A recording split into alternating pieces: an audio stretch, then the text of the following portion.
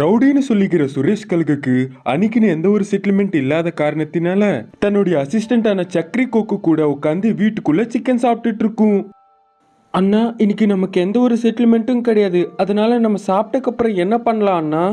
என்னுடைய சில்புல் மாலினி குருவி இருக்கால, அவகிட்ட போலாண்டா. அண்ணா, நீ இன்னும் அந்த மாலினி குருவிய மறக்கவே இல்லையா? அவளை ஈஸியா மறக்க நான் ஒன்னும் அவளை அடையணும்னு நினைக்கல. அவளை என்னோட மனசார காதலிச்சேன்டா. ஆனா அண்ணா, நீங்க அவங்க மேல வச்சிருந்த காதலை அவங்களுக்கு தெரியப்படுத்தாம உங்களுக்குள்ளேயே நீங்க வச்சிருந்தீங்கன்னா அவங்களுக்கு எப்படி தெரியும்னா? சரியான முட்டாள்டா நீ. அவ தான் என்னுடைய வாழ்க்கைன்னு நினைச்சு வாழ்ந்துட்டு இருக்கனா? அப்படிப்பட்டனா அவளாண்ட காதல் தெரிவிக்காம இருப்பனா? என்ன சொல்றீங்கன்னா? நீங்க மாலினி அண்ணிய காதலிச்ச விஷயம் அவங்க கிட்ட சொன்னீங்களா? எப்போ சொன்னீங்க? அந்த நேரத்துல நான் எங்க போனேன்னா? அட, உனக்கு தெரியாம நான் மாலினி குருவிய நிறைய தடவை சந்திச்சிருக்கேன். அப்போ என்னோட காதலையும் சொன்னேன். அவளை கல்யாணம் பண்ணிக்கிட்டு நான் சந்தோஷமா வச்சுப்பேன்னு அவளுக்கு நான் வாக்கும் கொடுத்திருந்தேன். ஆனாலும் மாலினி குருவிய நீ அதுக்கு ஒத்துக்கலையா அண்ணா? இல்லடா, அவ சுத்தமா ஒத்துக்கல. அவளை ஒத்துக்க வைக்க நான் எத்தனையோ வேலைகள் பார்த்தேன். அவளாண்ட என்னுடைய வீட்டுக்கு வா, நான் உன்னை ராணி போல பாத்துக்கிறேன்னு எவ்வளவு சொன்னாலும் அவன் புரிஞ்சிக்கல. அவளோட கைகளை பிடிச்சி நான் கேட்டேன், மற்றும் கால்களை பிடிச்சி நான் கதறி கதறி கெஞ்சினேன்டா. ஆனாலும் கேட்கல அவ. இவ்வளோ பண்ணி ஒத்துக்கலையா அண்ணா? அடடே அறிவு கட்டவனே, உனக்கு சுத்தமா மூளையே இல்லடா. இந்நேரம் அவ கூட எனக்கு கல்யாணம் ஆயிருந்தா நான் ஏன்டா உன் கைகளால பண்ண இந்த கேவலமான சாப்பாடை சாப்பிட்டுட்டு இருப்பேன்? அவ கைகளால பண்ண சுவையான சாப்பாடு சாப்பிட்டு உன் கூட பேசி டைம் வேஸ்ட் பண்ணாம அவ கூட இருந்து ரொமான்ஸ் பண்ணிட்டு இருப்பேன்டா. அண்ணா, நீங்க இதெல்லாம் சொல்லும்போது எனக்கு உண்மையாலே மூளை இல்லைன்னு எனக்கு நிஜமாவே தோணுதுண்ணா. சந்தோஷம். அட்லீஸ்ட் நாளையிலேருந்து உப்பு காரம் போட்டு நல்லா சமைக்கிற வேலையை பாரு. என்னோட மாலி எந்த அளவுக்கு சமைச்சிட்டு இருப்பாளோ. கடந்த காலத்துல நடந்த கஷ்டங்களை பத்தி நினைச்சு ஏனோ இப்ப நீ வருத்தப்படுற? அது கஷ்டங்கள் கிடையாதுடா. அதை மறக்காம இருக்கிறதுக்கு என்னுடைய அழகான மாலினி குருவி பண்ண ஒரு நினைப்பு தான் அது. எதுவா இருந்தாலும் உயிருக்கு உயிரை காதலிச்ச உன்னை விட்டுறது அந்த பொண்ணோட துரதிருஷ்டம் தானே. அதனால தான் போல கால்கள் இல்லாத அந்த காக்கா புருஷனோட கஷ்டப்பட்டு அவளுடைய வாழ்க்கையை ஓட்டிட்டு இருக்கா. சரி சரி விடுறாடே, நம்ம மாலினி குருவியாண்ட கிளம்பி போலாம். அந்த விதமா சொல்லிட்டு சக்கரி கொக்கு கூட சேர்ந்து அந்த மாலினி குருவியோட வீட்டுக்கு கழுகு பறந்து போச்சு. இன்னொரு பக்கம் கட்டை கால்களை எடுத்துக்கிட்டு வீட்டு பக்கம் போயிட்டு இருக்கிற மாலினி குருவி. இந்த கட்டைகள் கால்காக எப்பவோ நான் வந்திருந்தேன். வீட்டுல என்னுடைய கால்கள் இல்லாத புருஷன் காக்கா என்ன பண்ணிட்டு இருக்காரோ என்னவோ, எவ்வளவு கஷ்டப்பட்டுட்டு இருக்காரோ. கொஞ்சம் அவரை பாத்துக்க சொல்லி என்னுடைய அத்தைய வர சொன்னேன். அவர் கால்கள் இழந்தப்பவே எங்களுடைய நினைப்புல அவர் உசிரியை இழந்துட்டாரு. அவருக்கும் எனக்கு எந்த விதமான சம்பந்தம் இல்லைன்னு மூஞ்சிக்கு முன்னாடியே சொல்லிட்டாங்க. இப்ப நான் மட்டும்தான் என்னுடைய புருஷனுக்கு. அப்படி நினைச்சுக்கிட்டு அந்த குருவி தன்னுடைய வீட்டை நோக்கி ரொம்ப வேகமா பறந்து போயிட்டு இருக்கும். இதே நேரத்துல சுரேஷ் கல்கு மற்றும் சக்கரி கொக்கு அந்த கால் இல்லாத ஆகாஷ் காக்கா வீட்டுக்கு வந்திருந்தாங்க. அப்போ கால்கள் இல்லாத அந்த ஆகாஷ் காக்கா கட்டில் மேல படுத்துக்கிட்டு பெட்ஷீட்டை போத்திக்கிட்டு வருத்தப்பட்டுக்கிட்டு, வந்துட்டியாடா? நீ காதலிச்ச மாலினி குருவிய நான் கல்யாணம் பண்ண ஒரே காரணத்தை வச்சு என் மேல கோவத்துல ஒரு கனமழை நாள் அன்னைக்குமா என்னாண்ட வந்து என்னுடைய 2 கால்களையும் வெட்டிட்டேன். அப்படி அந்த ஆகாஷ் காக்கா சொன்னதுக்கு அதை கேட்டு சக்கரி கொக்கு ரொம்பவே ஆச்சரியப்படும். அட, அப்போ உன்னை ஒரே விஷயத்துல தான் நான் கெஞ்சி கேட்டுட்டு இருந்தேன். கால்கள் இல்லாதனா என்னுடைய மனைவி மாலினிக்கு ஒரு பாரமா இருக்க கூடாது. தயவு செஞ்சு என்ன நீ கொன்னுடு. அதனால நீ என்னுடைய கால்களை வெட்டின விஷயம் அவளுக்கு எப்பவுமே தெரியாது. ஒருவேளை அப்படி தெரிஞ்சாலும் அவ என்னடா பண்ண போறா? என்னோட புருஷனுக்கு 2 கால்கள் இல்லாம பண்ணதுக்கு காரணம் நான் தான் தெரிஞ்சா என்னுடைய கன்னத்துல 2 பலார் பலார்னு விடுவா, அவ்வளவுதானே. அப்படி சுரேஷ் கல்கு சொல்லிட்டு இருக்கும்போது கட்டை கால்களை எடுத்துக்கிட்டு அந்த மாலினி குருவி தன்னுடைய வீட்டுக்கு பறந்து வந்தது. அவங்க வீட்டு ஜன்னலாண்ட நின்று அந்த கொக்கு மற்றும் கழுகு தன்னுடைய புருஷன் காக்கா கிட்ட என்ன பேசுறாங்கன்னு கேட்டுட்டு இருந்தது. நீ என்னுடைய கால்களை விட்டுட்டு என்னுடைய நல்லா இருந்த வாழ்க்கையை நரகத்துக்கு தள்ளிட்டு அதன் பிறகு என்னுடைய மனைவி இல்லாத நேரத்துல வந்து இப்படி கஷ்டப்படுத்துறது சரியான விஷயம் கிடையாது. அப்படி சொன்ன உடனே அந்த மாலினி குருவி கேட்டு ஆச்சரியம் போகும் மற்றும் தனக்குள்ள தானா நினைச்சு, என்னுடைய புருஷனோட கால்களை வெட்டினது என்ன காதலிச்ச அந்த சுரேஷ் கழுகா? அப்புறம் ஏன் என்னுடைய புருஷன் இந்த விஷயத்தை இத்தனை காலமா மறைச்சிருக்காரு? இன்னைக்கே அந்த சுரேஷ் கழுகோட வேலையை பாத்துறேன். அப்படி நினைச்சு அந்த கட்டை கழுகுகளை எடுத்துக்கிட்டு அந்த மாலினி குருவி வீட்டுக்குள்ள பறந்து வருவா. அதை பார்த்த அந்த சுரேஷ் கழுகு மற்றும் சக்கரி கொக்கு வீட்டுல இருந்து பறந்து போயிடுவாங்க. அட, அது என்னங்க, என்ன பார்த்த உடனே அவங்க 2 பேரும் அப்படியே ஓடிடுறாங்க. தேடுறதுக்காக வீட்டுக்குள்ள வந்தானுங்க, உன்னை பார்த்த உடனே பயந்து ஓடிட்டானுங்க. சரிங்க, உங்களுக்காக நான் இந்த கட்டை கால்கள் கொண்டு வந்தேன். நான் உங்களுக்கு போட்டு விடுறேன், சரியா? அந்த விதமா சொன்னதுக்கு அந்த ஆகாஷ் காக்கா ரொம்பவே சந்தோஷப்படும். இன்னொரு பக்கம் அந்த கொக்கு மற்றும் கழுகு ரொம்பவே வேகமா பறந்து போயிட்டு இருப்பாங்க. இங்க இந்த ஆகாஷ் காக்கா கட்டை கால்களை அணியும். மாலினி இது போட்டா வலிக்குது. கவலைப்படாதீங்க, அது ஒரு மந்திர கால்கள். அது போட்டா வலிக்கிற மாதிரி இருக்கும், ஆனா சுத்தமாவே வலிக்காது. அது ரொம்பவே ஸ்ட்ராங்கா இருக்கும். கொஞ்சம் அப்படி இப்படி நடங்க. அப்படி சொன்ன உடனே அந்த கட்டை கால்களை வச்சுக்கிட்டு அந்த ஆகாஷ் காக்கா அப்படி இப்படியும் மெதுவா நடந்து போயிட்டு இருக்கும். கொஞ்ச நேரத்துக்கு பிறகு அதோட கால்கள் வலி போயிடும். உண்மையாலே இது மந்திர கால்கள் மாலினி, சுத்தமா எனக்கு வலிக்கலையே. சரி வாங்க, நம்ம 2 பேரும் சேர்ந்து வெளியில போகலாம். அப்படி சொல்லிட்டு கட்டை கால்கள் அணிந்த தன்னுடைய புருஷன் ஆகாஷ் காக்காவை அழைச்சிக்கிட்டு ஆகாயத்துல பறந்துகிட்டே சுரேஷ் கழுகோட வீட்டுக்கு கிளம்பி போவாங்க. அட என்ன மாலினி குருவி, இவனுடைய வீட்டுக்கெல்லாம் கொண்டு வந்திருக்கேன். அப்படி சொல்லிட்டு இருக்கும்போது அந்த சுரேஷ் கழுகு மற்றும் சக்கரி கொக்கு வெளியில வருவாங்க வீட்டுல இருந்து. அன்பு காதல்னா 4 பேர் கூட பகிர்ந்துக்கணும். அதை விட்டு உன்ன மாதிரி காதலிச்ச பொண்ணோட புருஷனோட கால்களை வெட்டுறது கிடையாது. இப்ப என்னுடைய புருஷன் கால்களோட நீ ஃபைட் பண்ணு. நீ ஜெயிப்பியா இல்ல என்னோட புருஷன் ஜெயிப்பான பார்க்கலாம். அப்படின்னா உனக்கு உண்மை தெரிஞ்சிருச்சா மாலினி? ஆமா, தெரிஞ்சிடுச்சு. வா, என்னுடைய புருஷன் கூட ஃபைட் பண்ணு. என்னுடைய புருஷனை ஜெயிச்சின்னா நானே உன் கூட வருவேன், உன்னை கல்யாணம் பண்ணிப்பேன். அப்படி சொன்ன உடனே அந்த சுரேஷ் கழுகுக்கு எங்கேயும் இல்லாத சந்தோஷம் கிடைச்சிடும். உடனடியாக அந்த ஆகாஷ் காக்கா மேல குதிப்பான். அதோட அந்த ஆகாஷ் காக்கா தன்னுடைய மந்திர கால்களால அந்த கழுகோட கால்களை அமைக்கி பிடிக்கும். அப்போ அந்த சுரேஷ் கழுகு தான் தோற்றுட்டேன்னு அங்கேயே ஒத்துக்கும். தன்னுடைய புருஷன் ஆகாஷ் காக்கா வலிச்சுக்கிட்டு சந்தோஷமா தன்னுடைய வீட்டுக்கு கிளம்பி போகும் அந்த மாலினி குருவி. அன்னில இருந்து திரும்பி சந்தோஷமா வாழ ஆரம்பிச்சாங்க அவங்க. ஒரு காட்டுக்குள்ள ஹேண்ட்மேட் ரெயின் கோட்ஸ் ரெடி பண்ற குருவி இருக்கு. தங்களுடைய தாத்தா காலத்துல இருந்து வந்த தொழிலை கத்துக்கிட்டு மற்றும் அதுக்கு சம்பந்தப்பட்ட வேலையை பார்த்துக்கிட்டு ஒரு மரத்தின் கீழே ஹேண்ட்மேட் ரெயின் கோட்ஸை தைச்சிட்டு வந்தது. மற்றும் அந்த தொழிலால தன்னுடைய குடும்பத்தையும் காப்பாத்திக்கிட்டு வந்தது. ஆனா மாறின காலத்தின் வந்த மாற்றத்தினால அந்த காட்டுக்குள்ள இருந்த எல்லா பறவைகளும் பழைய முறையில கையால கஷ்டப்பட்டு தைச்ச அந்த விலை உயர்ந்த ரெயின் கோட்ஸை வாங்காம புதுசா காலத்தின் மாற்றத்துக்கு ஏத்தபடி கம்மி விலையில கிடைக்கிற பிளாஸ்டிக் மற்றும் சிந்தட்டிக்கால செஞ்ச ரெயின் கோட்ஸை வாங்கி யூஸ் பண்றாங்க. அந்த காரணத்தினால குருவியோட ஹேண்ட்மேட் ரெயின் கோட் வியாபாரம் ரொம்பவே டல் ஆயிடுச்சு. ஒரு நாள் எப்பவும் போல வியாபாரத்துக்கு கிளம்பின அந்த புருஷன் குருவி தினமும் மாதிரி அன்னைக்கும் ஒரு சின்ன பாட்டில பாலை எடுத்துக்கிட்டு போயிட்டு இருக்கும் போது அப்ப திடீர்னு மனைவி குருவி இந்த விதமா கேக்கும், ஏங்க உங்களுக்கு திரும்பியும் விடிஞ்சிடுச்சா? அட எதுக்குங்க காட்டுல யாருக்கும் தேவைப்படாத அந்த ரெயின் கோட்ஸ் தைச்சுக்கிட்டு உன்னோட நேரத்தை வீணாக்குறீங்க? இப்ப இருக்கிற காலம் ரொம்பவே மாறிக்கிட்டு வருது. அதுக்கு தகுந்த மாதிரி நீங்களும் உங்களை மாத்திக்கோங்க. அதனால நீங்களும் வேற ஏதாச்சும் வேலை பார்த்தாதான் நம்மளுடைய வாழ்க்கை நல்லா இருக்கும். ஒரு பக்கம் நீங்க பண்ற வேலை தண்டோன்னு நினைச்சா தினமும் அந்த பால் டப்பாவை எடுத்துக்கிட்டு அந்த மரத்துக்கு கீழே இருக்கிற பொத்துல ஊத்துவீங்க. அப்படி அந்த பொத்துக்குள்ள என்னங்க இருக்கு? அப்படி அந்த மரத்துக்கு கீழே ஒரு பொத்து இருக்கிற விஷயம் உங்களுக்கு தவிர காட்டுக்குள்ள மத்த யாருக்கு தெரியும் சொல்லு? அப்படி இருக்கும்போது தினமும் இந்த பாலை கொண்டு போய் அதுக்குள்ள ஊத்தி இந்த பாலையும் வீணாக்குறீங்க நீங்க. அந்த விதமா கோச்சுக்கிட்டதுக்கு அந்த புருஷன் குருவி ரொம்பவே கூலா அந்த குருவியாண்ட இப்படி, அட உன்னோட தொல்லை தினமும் இருக்குன்னு தானடி. எங்க தாத்தா காலத்திலேருந்து அந்த மரத்துக்கு கீழே இருக்கிற பொத்துல இந்த பாலாபிஷேகம் பண்ணி தான் எங்களுடைய வேலையே நாங்கள் ஆரம்பிப்போம். அதனால எங்களுக்கு புண்ணியம் கிடைக்குமோ இல்லை லாபம் கிடைக்குமோ அது பத்தி எனக்கு சுத்தமா தெரியாது. ஆனா எங்க தாத்தா காலத்திலேருந்து செஞ்ச சடங்கை நானும் இப்ப செஞ்சுட்டு வரேன்.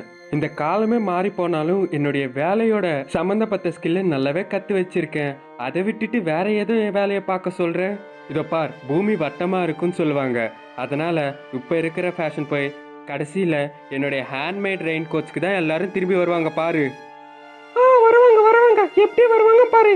இன்னைக்கு நம்ம சோத்துக்கே திண்டாடுறோம், ஆனா நாளைக்கு நமக்கு பிரியாணி கிடைக்குமா?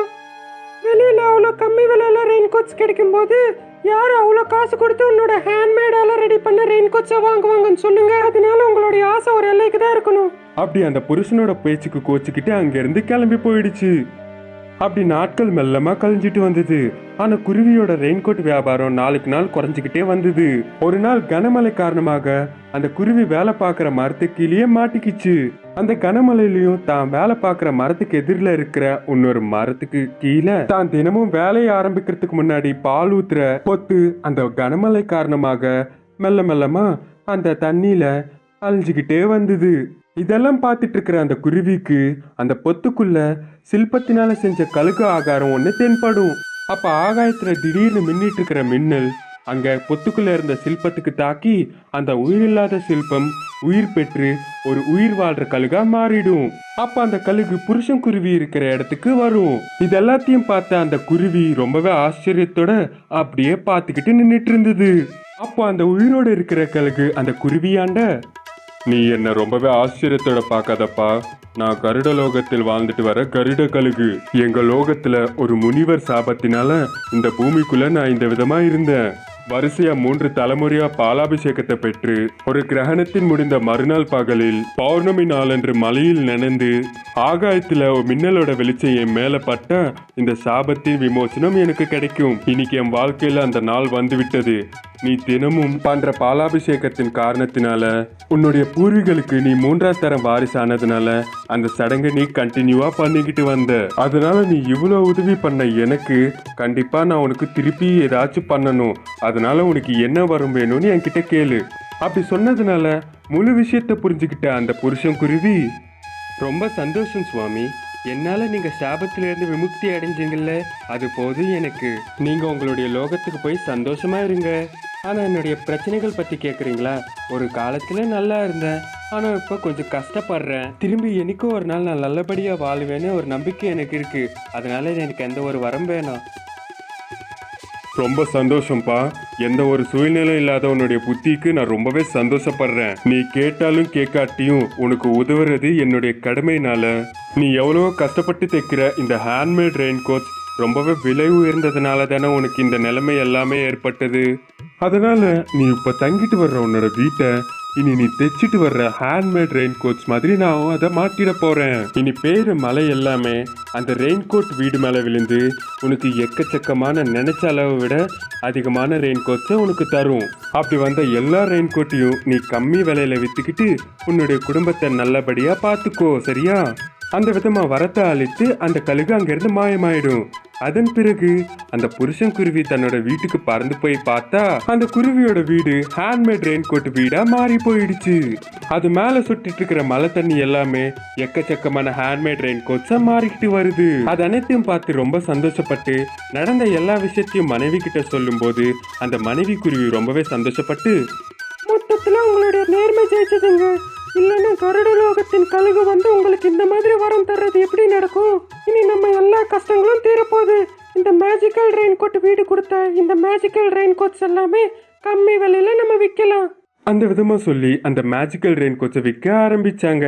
அந்த புருஷன் குருவிக்கு கிடைச்ச வரத்தை பத்தி தெரிஞ்சுக்கிட்ட காட்டுல இருந்த எல்லா பறவைகளும் அந்த ரெயின் கோட்ஸை போட்டுக்கிறதுனால ஒரு அதிர்ஷ்டம்னு பாவித்து காட்டுல இருந்த எல்லா பறவைகளும் அந்த மேஜிக்கல் வீடு கொடுத்த மேஜிக்கல் ரெயின் கோட்ஸை வாங்கி அணிய ஆரம்பிச்சாங்க. அந்த விதமா ஒரு மழை காலத்துல உபயோகிக்கிற ரெயின் கோட்ஸை வித்துட்டு வந்த ஒரு குருவியோட வாழ்க்கை மாறிடுச்சு. ஒரு அடர்ந்த காட்டுல ஒரே ஒரு நாவல் பழ மரம் இருந்தது.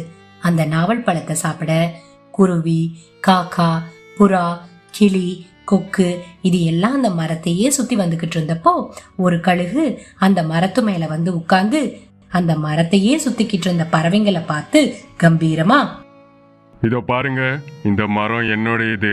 இதுல காய்க்கிற நாவப்பழமும் என்னோடையதுதான். உங்கள யாராச்சும் எனக்கு தெரியாம என்னோட மரத்தை தொட்டிங்கன்னா பாருங்களேன், உங்களுடைய கதை வேற மாதிரி ஆயிடும். மரியாதை எங்க இருந்து கிளம்புங்க அப்படின்னு மிரட்டெல்லாம் சொல்லுச்சு அந்த கழுகு. அதை கேட்டு குருவி தனக்குள்ள சொல்லுச்சு, இந்த கழுகுக்கு நிஜமா ராட்சச குணம்தான்.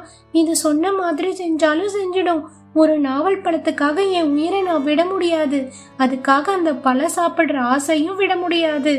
ராத்திரி பாத்துக்கிறேன் இத அப்படின்னு நினைச்சுக்கிட்டு அந்த மரத்துக்கிட்ட இருந்து பறந்து போச்சு. அதை பார்த்த கழுகு ராட்சசன மாதிரி சிரிச்சுது. அதோ பாருங்க, அந்த குருவி இங்க இருந்து எப்படி கிளம்பி போச்சோ அதே மாதிரி நீங்க எல்லாரும் இங்க இருந்து கிளம்பி போயிடுங்க. அப்பதான் உங்களுடைய உசுருக்கு எந்த ஆபத்தும் இருக்காது. கிளம்புங்க அப்படின்னு சொன்னதும் காகம், புறா, கிளி எல்லாம் கூட அங்கிருந்து பயந்து பறந்து போயிடுச்சு. கொக்கு மட்டும் அங்கேயே இருந்தது. ஹே கொக்கு, உனக்கு பொட்டு வச்சு ஆரத்தி எடுத்து சொல்லணுமா? இங்க இருந்து மரியாதையா கிளம்பு. என்னோட ஞாபக பழத்து மேல ஆசையெல்லாம் வச்சுக்காத, உன்னோட உசுருக்கு தான் ஆபத்து அப்படின்னு சொன்ன கழுகோட பேச்ச பொருட்படுத்தாம ஒரு விஷயம் சொல்லுச்சு. இதை பாரு கழுகு, இங்கே எல்லா பறவைகளும் போயிட்டாங்க, நான் மட்டும்தான் இருக்கேன். என் மேலே கொஞ்சம் கருணை காட்டி அந்த நாவல் பழம் கொஞ்சம் எனக்கு தர வேண்டியது தானே? அடடா கொக்கு, என்கிட்டயே உன்னுடைய நடிப்பா? உன்னோட பருப்பெல்லாம் இங்க வேகாது. மரியாதையை இடத்த காலி பண்ணி கிளம்பு. அட தலைவரே, நீங்கள் கோச்சிக்காதீங்க. நீங்கள் இப்போ கொஞ்சோண்டு எனக்கு பழம் கொடுத்தீங்கன்னா அடுத்த வாட்டி நதியில் ஏதாச்சும் மீன் மாட்டிச்சுன்னா கண்டிப்பாக அதை கொண்டு வந்து உங்களுக்கு தரேன். இந்த மாதிரி நம்ம 2 பேரும் உதவி பண்ணிக்கலாம். நல்ல விதமா சொன்ன என்னோட வார்த்தை மதிக்கல. இப்ப நான் பெல்ட் எடுத்து உன்னோட தோலை உரிக்கிறேன் பாரு அப்படின்னு உடனே அந்த மரத்துக்கு பக்கத்துல வச்சிருந்த பெல்ட் கிட்ட வந்தது கழுகு. இதுதான் சரியான சமயம்னு நாவல் பழத்தை எடுக்க வந்த கொக்கு அதை பறிக்க முயற்சி பண்ணுச்சு. ஆனா அதால எடுக்க முடியல. பெல்ட்டை எடுத்துக்கிட்டு மேல வந்த கழுகு பெல்ட்டால கொக்க அடிச்சுது. அவ்வளவுதான், கொக்குக்கு இடுப்பெலும்பே உடைஞ்சு போற மாதிரி ஆயிடுச்சு. அடடடடா, ஐயோ அம்மா, இந்த கழுகு என்னோட இடுப்பை உடைச்சிடுச்சே. இது கட்டையில போக, அது மட்டும் இல்லாம இதோட மரம் புயல் வந்து இடிஞ்சு வீழ எல்லா பறவைகளும் சேர்ந்து இந்த கழுகு சாவடிக்கணும்பா அப்படின்னு சொல்லிக்கிட்டே அங்கிருந்து பறந்து போச்சு. இத கேட்ட கழுகு சிரிச்சுக்கிட்டே, அட முட்டாள் கொக்கு, நீ நினைச்சதெல்லாம் ஒன்றும் நடக்காது. ஏன்னா இந்த மரத்தாண்ட நான் இருக்கேன். நான் இருக்கும்போது எந்த ஒரு பறவையும் வராது. நான் தான் ராட்சச கழுகு அப்படின்னு சத்தமா ஒரு தடவை ராட்சச சிரிப்பு சிரிச்சுட்டு அந்த நாவல் பழ மரத்தையே சுத்தி வந்தது. அந்த சிரிப்பு சத்தத்துல மொத்த காடே ஷேக் ஆன மாதிரி ஆயிடுச்சு. அந்த சமயத்துல ஒரு மரத்துல உட்கார்ந்திருந்த காகம் குருவி ரெண்டும் இப்படி பேசிட்டு இருந்தது. ஏன்பா காக்கா, உனக்கு நிஜமாவே நாவல் பழம் சாப்பிடணும்னு ஆசை இருக்குதானே? அட ஆமாடி குருவி, இந்த கழுகு நம்மளுடைய ஆசையை நிராசை ஆக்கிடுச்சு. நாவல் பழம் சாப்பிடணுங்கிற ஆசையை நிறைவேற்றுறதுக்கான வழி என்கிட்ட இருக்கு. நீ எனக்கு துணையா வரியா? அட முதல்ல என்ன வழின்னு எனக்கு விவரமா சொல்லு. அது எனக்கு பிடிச்சாதான் நான் உன் கூட ஜோடி சேருவேன். அப்படி ஒத்து வரலன்னு எனக்கு அந்த பழம் சாப்பிட எழுதி வைக்கலன்னு நினைச்சிட்டு விட்டுருவேன். ஒரு அர்த்தராத்திரி வேலையில எல்லா பறவைகளும் தூங்கும்போது நாம போய் நாவல் பழத்தை திருடிட்டு வந்துடலாம். அப்ப அந்த கழுகு எனக்கு பயந்துகிட்டு பகல்லையே நாவல் பழத்துக்கு எந்த பறவையும் வரதில்ல, இந்த ராத்திரியில யாரு வருவாங்க அப்படின்னு நினைச்சுக்கிட்டு அதுவும் தூங்கிட்டு தான் இருக்கும். அப்ப நாம சத்தமில்லாம போய் நாவல் பழத்தை திருடிட்டு வந்துடலாம் அப்படின்னு குருவி சொன்ன யோசனை காக்கைக்கு பிடிச்சிருந்தது. சந்தோஷப்பட்டு இரவு நேரத்துல நாவல் பழம் திருடுறதுக்கு சரின்னு சொன்னது. ராத்திரியும் வந்தது. தன்னோட கூட்டுல தூங்குற மாதிரி நடிச்சிட்டு படுத்திருந்த குருவி கண்ணை திறந்து பார்த்தது. பக்கத்துல கொரட்டை விட்டு தூங்கிட்டு இருந்த காக்கைய பார்த்து ஒரு உதவுச்சது. அவ்வளவுதான், காகம் மெத்தையில இருந்து கீழே விழுந்தது.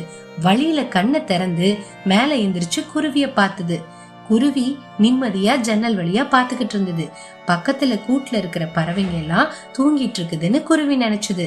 காகமும் ஜன்னல் கிட்ட வந்தது. காகம் குருவி ரெண்டும் பேசி அவங்க கூட்டுல இருந்து மேல பறந்து நாவல் பழ மரத்துக்கிட்ட வந்தது. அந்த மரத்துல இருந்த கழுகு கையில பெல்ட்டை வச்சுக்கிட்டு தூங்கிட்டு இருந்தது. அதை பார்த்த காகமும் குருவியும் சந்தோஷப்பட்டு அந்த நாவல் பழ மரத்துல இருந்து கொஞ்சம் பழத்தை எடுத்துக்கிட்டு போகாம பேராசப்பட்டு அங்கேயே உட்கார்ந்து சாப்பிட ஆரம்பிச்சப்போ கண்ணை திறந்த கழுகு மரத்துக்கிட்ட வந்து ஒரு கையில குருவி ஒரு கையில காகத்தை பிடிச்சிச்சு. அத கோபமா பார்த்து, அட உங்களுக்கு எவ்வளவு தைரியம்! காலையில பயந்து போன மாதிரி இங்க இருந்து கிளம்பிட்டு இரவு நேரத்துல என்னோட பழத்தை திருட வருவீங்களா? இப்போ உங்களுக்கு எந்த விதமா தண்டனை தருவேனா? இனிமே ஏதாச்சும் பறவை என்னோட பழத்தை திருடணும்னு நினைச்சால பயப்படணும். அந்த விதமா தருவேன் தண்டனை அப்படின்னு குருவியையும் காகத்தையும் பக்கத்துல இருந்த இன்னொரு மரத்துல கட்டி கையில இருந்த பெல்ட்டால அடிச்சுக்கிட்டே இருந்தது. அடிகளை தாங்க முடியாம குருவியும் காகமும் அழுக ஆரம்பிச்சது. அவங்களோட அழுக சத்தத்துல காடு முழுதும் அதிர்ந்து போயிடுச்சு. தங்களோட கூட்டுல படுத்திருந்த கிளி, புறா, கொக்கு எல்லாம் குருவி காகத்தோட அழுகையை கேட்டு வருத்தப்பட்டுச்சு. பொழுது விடிஞ்சும் கழுகு கட்டி வச்சிருந்த காக்கையும் குருவியும் அடிச்சுக்கிட்டே இருந்தது. ரத்தம் வழிஞ்சு குருவியும் காகமும் செத்து போச்சு. அங்க வந்த புறா, கிளி எல்லாம் அவங்கள நினைச்சு கண்ணீர் விட்டது. இனிமே யாராச்சும் என்னுடைய பேச்ச புறக்கணிச்சு என்னோட மரத்துல இருக்கிற பழத்தை திருடணும்னு நினைச்சீங்கன்னா இதே கதிதான், இறந்து போயிடுவீங்க. அதுக்கப்புறம் எனக்கு உணவா மாறுவீங்க, மறந்துடாதீங்க அப்படின்னு சொல்லி அடிச்சு கொன்ன காகத்தையும் குருவியும் சாப்பிட ஆரம்பிச்சது கழுகு. வருத்தப்பட்டுக்கிட்டே புறா, கிளி, கொக்கு எல்லாம் அங்க இருந்து பறந்து போனது.